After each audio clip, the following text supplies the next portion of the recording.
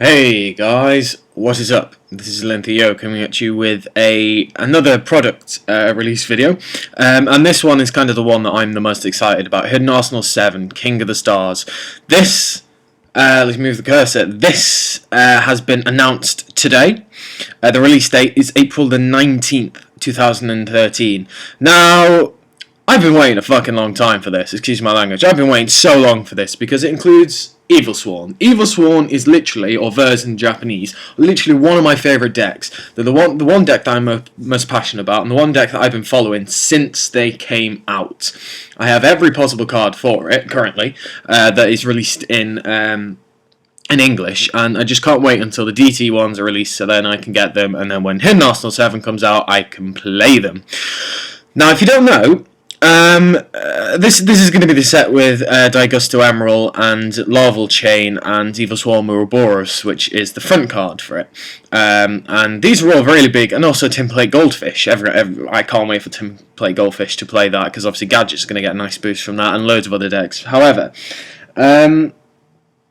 it's just taken so long for Konami to do this. This is like one of the longest I think we've had to wait for a Hidden Arsenal, and the last Hidden Arsenal wasn't great. Hidden Arsenal 5 was shockingly bad, and you know they've always had, like, every Hidden Arsenal has always had like one key card that everyone uses. You know, Brio, Trishula, Bisambarki, and so on and so forth like that. But Hidden Arsenal 5 had nothing. Hidden Arsenal 6 had like barely anything, and this one is going to have so much. As you can see there in the picture, it says the final battle. So the end of Hidden Arsenal, then you never know, it could be the end now. Are they going to move on to something else? But yeah, so this is kind of like the last push. This gives all the other decks that have been kind of like Hidden Arsenal, you know, the Gem Knights, Gishkis, Gustos, Larvals, kind of like gives them all their big things. Larvals obviously get their Molten Wave, which is double Premature Burial, which is really 5 Premature Burials, and sorry, not Premature Burial, Foolish Burial. 5 Foolish Burials in one, just sends 5 monsters to the graveyard, basically.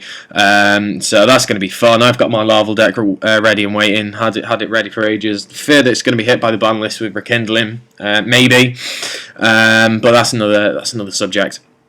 But yeah, so I've been waiting so long for this. This is absolutely ridiculous how long this has taken. It's going to be out after the ban list. Now, it's going to be very interesting to see, because a lot of people who don't like Evilsworns is basically because of the XYZ Orpheon, and obviously that card's crazy good, crazy good, and the whole deck's just good, in my opinion. And obviously with our infestation cards, especially the quick play spell that's like makes them immune, all Evilsworn, well, Elsworn monsters immune to magic and traps for the turn. It's just absolutely incredible. I think it's one of the best support cards out for any archetype. But it's just really interesting, the fact that it's going to be out April 19th. Is it a year that we've had to wait since they came out in OCG? Something like that. I'm pretty sure it's around that time. But yeah, so we've had so long to wait for Larval Chain and Daigusto Emerald.